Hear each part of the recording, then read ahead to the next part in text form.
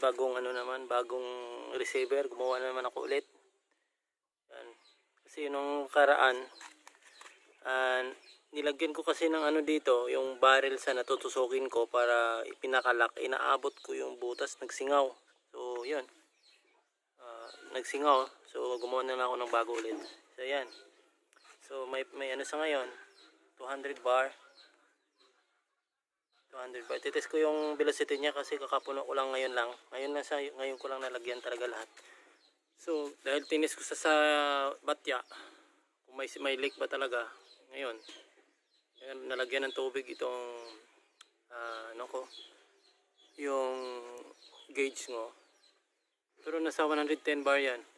Yan, 110 bar yung output natin. Yan, so yan siya. Masyadong wala ng clearance yung lagay ng barrel. Nilagyan ko kasi dito ng yung parang tape para hindi magkiskis sa tank. Ititest ko siya ngayon kung gaano sa kalakas. 18 grain, ano siya ng silver streak na bala, local.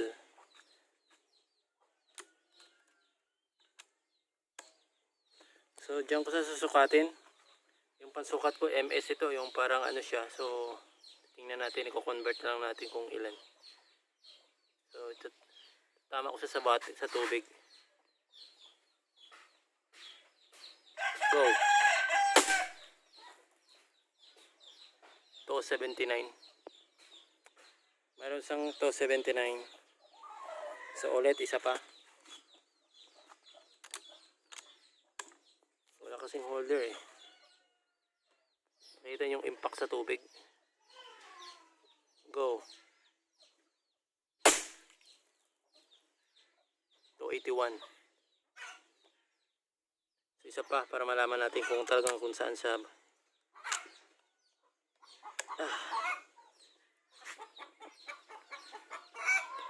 Go.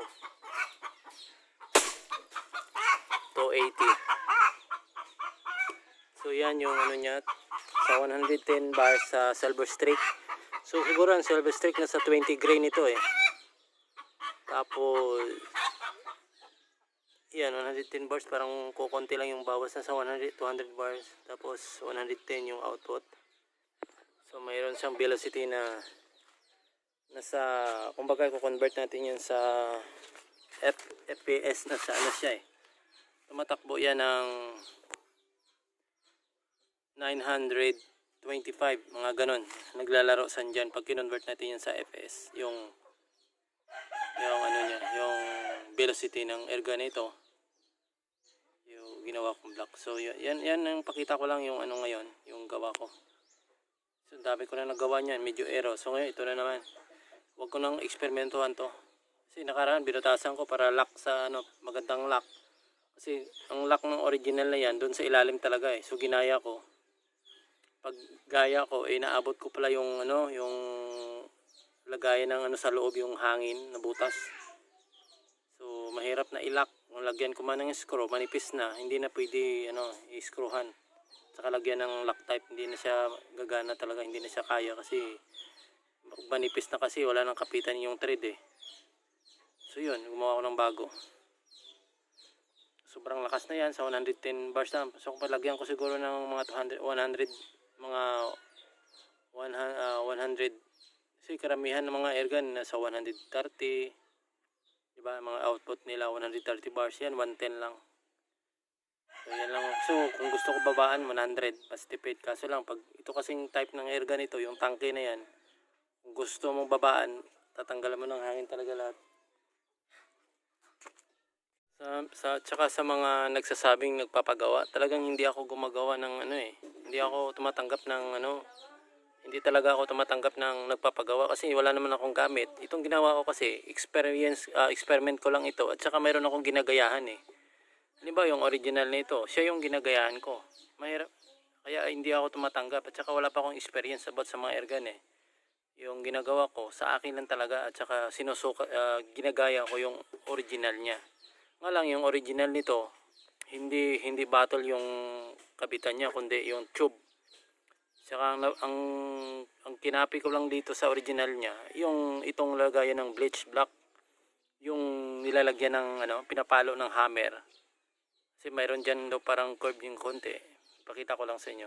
So ito bali siya yung original. Pakita ko lang. Ito yung original kaya nag-decide ako gumawa ng mabuti kasi in-experimento kasi itong black na ito Yuki type ito eh. Napakahina ito dahil ito yung chamber o chamber ng ang hangin niya. Napakaliit lang siya. Halos hindi lang siguro mga 4cc lang siguro ito. Napakaliit. Parang isang injection na maliit. Ganun sa kaliit ang butas. So experiment ko kasi yung pack version nito talaga, yung original, yung pack version, meron siya mga butas dito. Kita nyo? May mga butas siya dito, yung pack version na yung HWT na ito, yung Winroach, mayroon siyang mga butas dito. Itong purpose nito para yung storage pa rin ng hangin, chamber, para dadami yung hangin. Tapos mayroon siya sa loob yung kinakalkan. So ginaya ko yon. Ang problema lang, pag butas ko dito pala, nag-disalign yung drill. Nag-disalign, naabot, nasobrahan ko, okay naman sana kaso nasobrahan ko sa tusok. Tumagos sa dito. Yan. Yan. Tapos bumili ako ng panghinang sa akala ko kaya. Kasi maliit lang naman yung butas talaga nun eh. So problema lang naman, hindi talaga gagaya. So sobrang hinang ko, ginamitan ko ng torque kasi pangpatunaw, wala naman tayong yung pang welding talaga. Ang nangyari naging siya, pundido. Tingnan mo, natanggal yung anodize niya eh. Natanggal yung color ng anodize niya, naging puti. Tapos naging pundido siya, nag-crack yung mga nag-crack siya oh, tingnan niyo. Ito yung original, pero wala na talaga tong ang purpose nito, gayahan na lang siya. Ito yung niya, kasi yung original niya nakapakahirap talaga gayahin kung wala kang gamit. Baga, kung wala kang kahit drill yung milling machine na mga talagang mga gaganda at saka late yung pang talaga. Ito kasi tatlong siyang curve sa tatlong tatlong layer sa loob eh. 1 2 3 4 4 pang 5 sa dulo. So makahirap gayahin. Tapos nagtry na rin ako gaya nito. Nakuha mo siya pero once nga nag-error ka lang dito sa loob na yan kahit isa, reject na talaga siya. Kailangan mo perfect mo sa. Kasi once nga nagtagumpay ka dito, thread niya kasi napakaliit thread niya dito. Nagtagumpay ka man dito sa 4 na layer doon sa likod pag pumalpak ka rin dito. Sa part na ito, okay ka lang mag-error ka sa part ng barrel, pwede mo sa palakihan eh, adjust mo sa once ka mag-error ka lang dito dito na banda, 1, 2, 3, dito, sa nito, wala, automatic reject na. Yan ang so nag-decide ako, nag-search ako, kaya to, hindi ko matapos-tapos.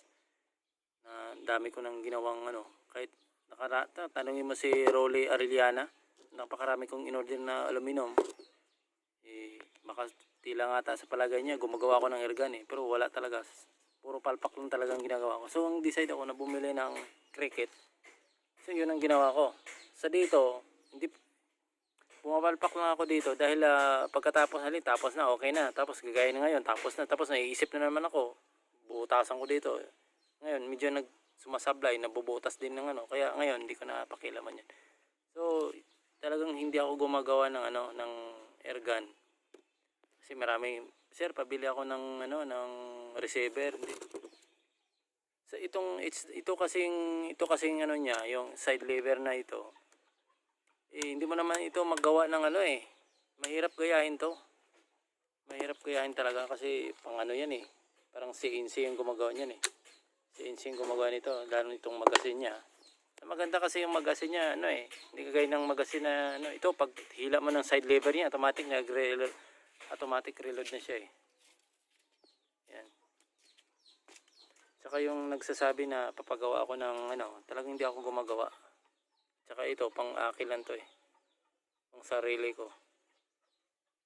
Saka pagpagawa ka naman ito, mayroon kayong HW10, pwede. Pwede kasi may gayahan ako. Pero pag ibang ergan, bibili kayo sa akin ng ganito.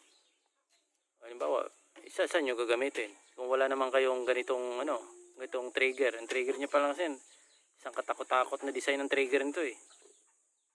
Yung niya, tapos yung hammer niya, itong ewan ko anong matawag, ewan ko anong tawag nito. Ito at hindi ko na alam kung anong tawag nito. Alam ko pag sinasabi nilang receiver, ito ata eh. Pero pagkaalam ko, sinerch ko ito. Ito ang tawag house block. HW10 house block. Itong tinatawag sa, pag sinerch mo kasi yung item ng HW10 Winrods, itong yung tinatawag na receiver. Ito siya. Ito yung house block ang tinatawag. Kasi nandito yung hammer, nandito yung loader, lahat nandito. Ito yung stakan ng hangin. Hindi ko lang alam kung ano kasi hindi ko naman bihasa talaga sa airgun. Saka sa nagtatanong, paggawa hindi talaga ako gumagawa, inulit-ulit ko. Lagi nagko-comment naman ako sa kanila eh. Kaso lang hindi siguro binabasa talaga sa minsan may nanonood, puro tanong papagawa ako. Kasi kung nga papagawa kayo nito, saan niyo ikakabit? Oh. Saan niyo ikakabit? Kung wala naman kayo HW10 na mga luma o sira, mas okay sana kung may HW10 Winrods ka na sira eh, ganito. Kasi yung airgun na ito, once nga na-convert mo, napakalakas. Kasi yung original talaga nito na HW10, lalo na yung tinatawag nila na sub UK, kumbaga sub 12, napakahina yon. Nasa 600 FPS lang yung siguro yon. Tsaka ano yon, pero ito, walang baga masabi natin, no limits. No limits, kahit 1,000 kayang abutin ito. Try mo balahan ito ng 15 grain, abutin ito ng 1,300 sa 110 lang. Bar siya. So ano pa kaya kung inakyat? Kaso lang yun, dahil yun, may pahinaan na, sobrang lakas, hindi naman maganda. Bala ko nga, hinaan ko na lang siguro ang hammer. Sa hammer na lang ako mag-a-adjust. Kung gusto mo talaga pahina kasi nasa 110 na eh, umabot na siya ng 130 125 FPS, sobrang ano na yan, sa silver streak pa yan. So paano pa kung balahan mo yan ng mature kasi mas magaan sa kaysa ano eh, mas magaan sa silver streak. At saka kung balahan mo ng GSB, so mas lalo na kasi yung GSB 18 lang talaga yan. So mas mabigat kasi ito at makunat itong ano, ang silver streak, makunat sa ikis-kis sa barrel eh. Bago lalabas medyo matigas, hindi kagaya ng GSB malambot. So mas smooth sa itulak ng hangin, kaya yung ganun. So yan mga kababayan, yung pakita ko lang sa inyo yung ano, yung ginawa ko ngayon, at saka sinagot ko na rin yung gustong bumili talaga na hindi ako gumagawa ng airgun. Kasi yung gamit ko, ito lang naman, pakita ko sa inyo So, ito lang naman yung gamit ko. Mini drill press lang na yan, mini drill press lang na medyo ano. So yan. Yung nagsasabi kumakalog, may ano naman siya eh. May nagtatanong kasi sa akin na kung gusto ko rin bumili ng drill press, yung guys sa'yo, mayroong yung ano, yung may ano tawag ni crossvice na ano, ng crossvice na ganito. Hindi naman sa talaga kumakalog-kalog. Pwede mo may adjust naman sa akin, pwede mo higpitan. Halimbawa, kung gusto mo talaga smooth, kumakalog siya, pero magaan siya. Pero kung gusto mo talaga, kung nagtatabas ka, higpitan mo. Kaso lang, sobrang tigas yung ikotin itong ano. Kasi higpitan mo. Kasi kung magluwag-luwag siya, kung maganon-ganon siya, kita mo. Yan, kung maluwag, kailangan mo to higpitan. Yan, pag higpitan mo, titigas siya. Saka yung tabas niya, pag ganun, hindi sa accurate.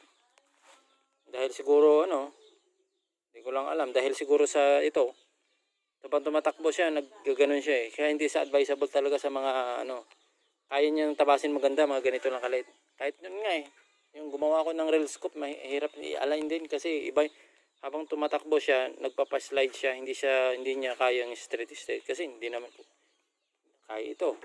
Yung makina nito mahina.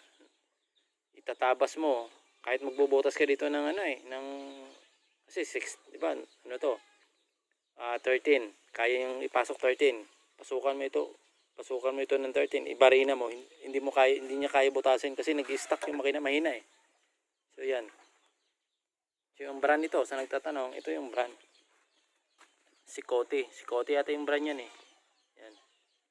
Price nito nasa 2.8 ata noon, bili ko. Iwan ko lang magkano ngayon. Ito nasa 1.8 bili ko nitong ano. Yan. Pero hindi ko advisable. Meron akong nakita na maganda. Yung maganda siya, alloy. Kaso 7,000 to 8,000 yung presyo niya. Pero maganda. Sa may mga gumagawa talaga, yun dapat. Kasi ano, maganda ano.